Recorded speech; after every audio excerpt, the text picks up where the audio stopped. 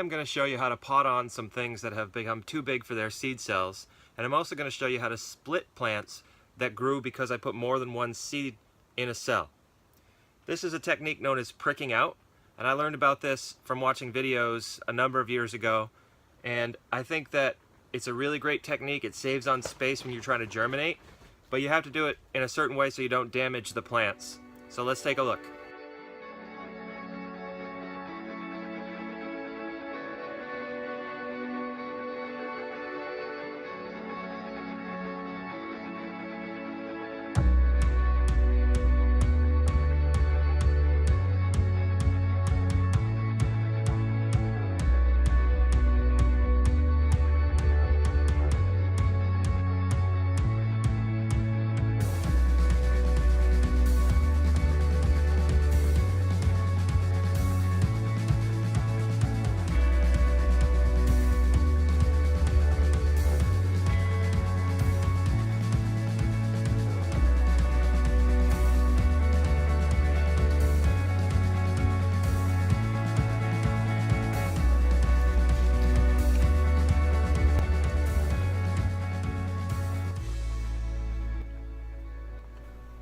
This is winter boar kale.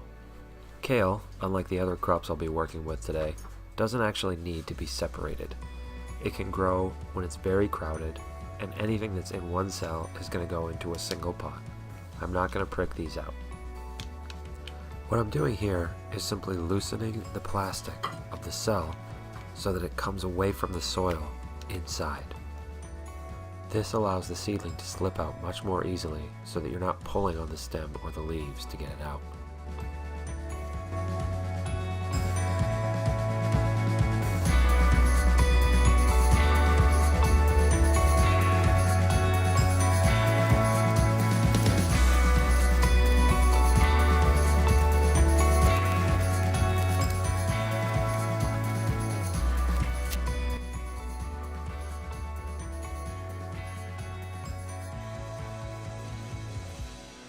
As you can see, when you're pricking out, you actually fill the pots all the way, as opposed to when I was planting the kale.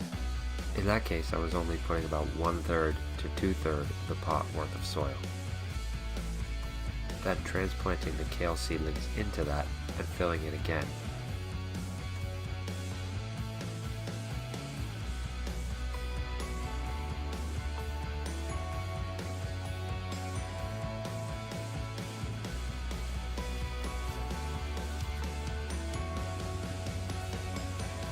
In this flat of snow-crowned cauliflower, some cells have 2 seedlings per cell. Others have a single. I've prepared the pots accordingly. That's why these 2 are only partially filled, and the rest are filled to the brim.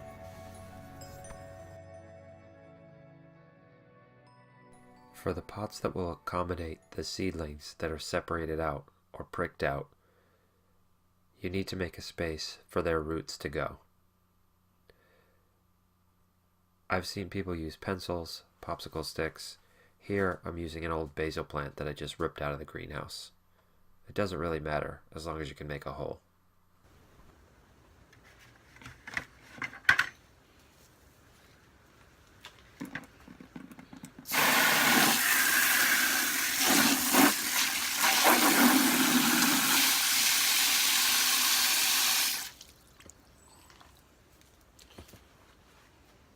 The next thing to do is to loosen the soil around the roots of the seedlings that need to be pricked apart.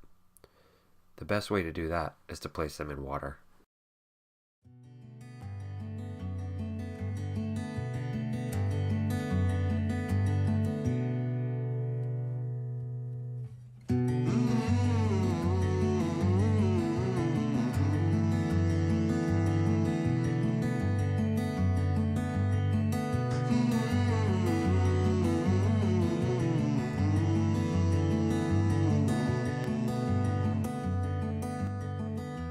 It doesn't hurt the seedlings to be placed in a bucket of water like this for a short time.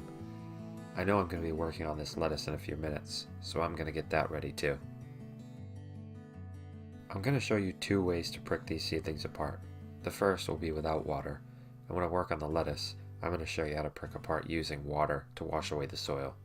It's much easier, though this method does work too.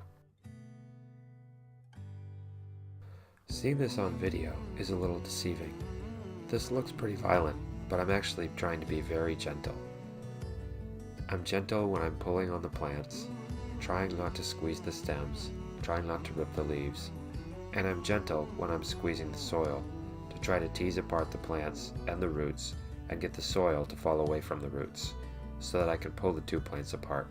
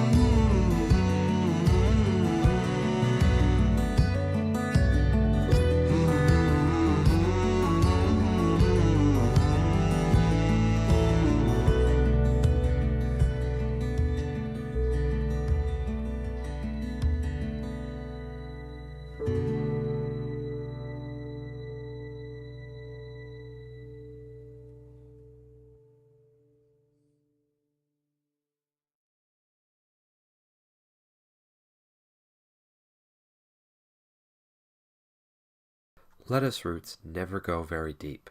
I think that's why it's so difficult to tease them apart without water. On other plants like broccoli and cauliflower, as you just saw, it's pretty easy to get them apart. Even though these lettuce seedlings were sitting in water the entire time I was working on the cauliflower, it's still difficult to get them apart. I think that's because their roots tend to spread laterally instead of down. Fortunately, there's an easier way to prick out lettuce seedlings and other types of seedlings that grow together. Use the water.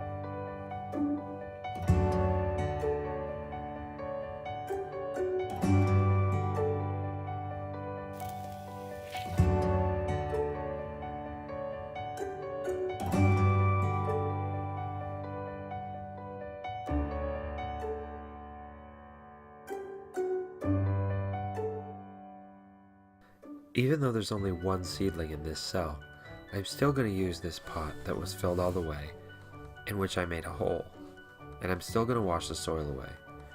It's easier to do that than it is to go back and refill the pot after dumping it out,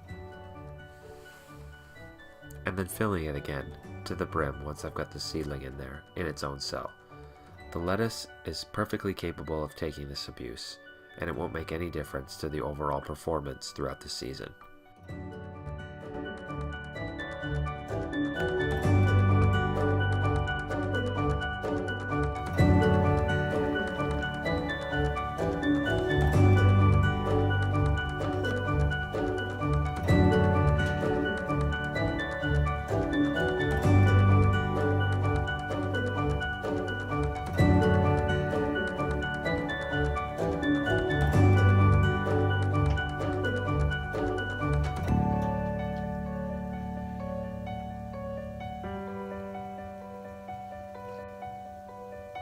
I'm all done potting those lettuce seedlings on.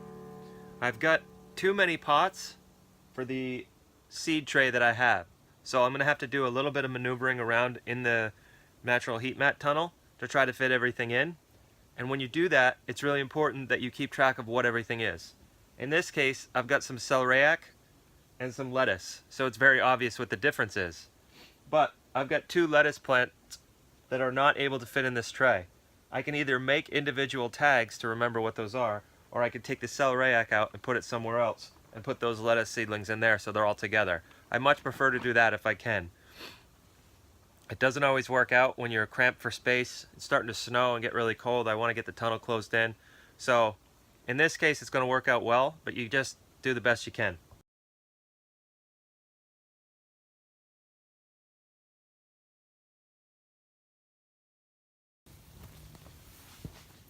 As you can see, I'm just about to run out of room.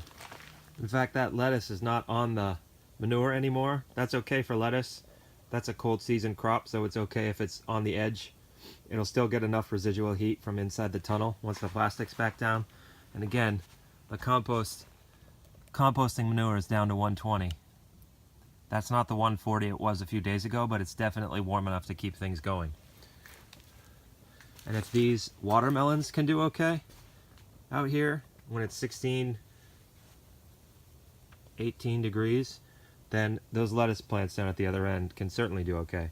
I only have a little bit of space left in the tunnel, and even down here the manure is pretty low because I was at the end of the pile.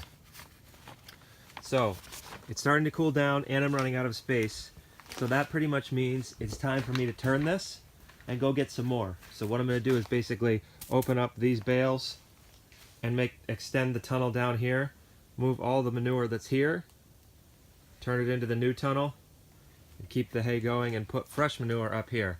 So all these plants will move down to the older stuff, and any new plants that I plant, which in the next couple weeks will be tomatoes, peppers, stuff that really needs a lot of heat, cucumbers, squash, that's all going to go on the freshest manure because that's where the most heat's going to be. For right now though, I'm just going to water in these lettuce seedlings and the broccoli and kale and cauliflower, and then close up the tunnel for the night.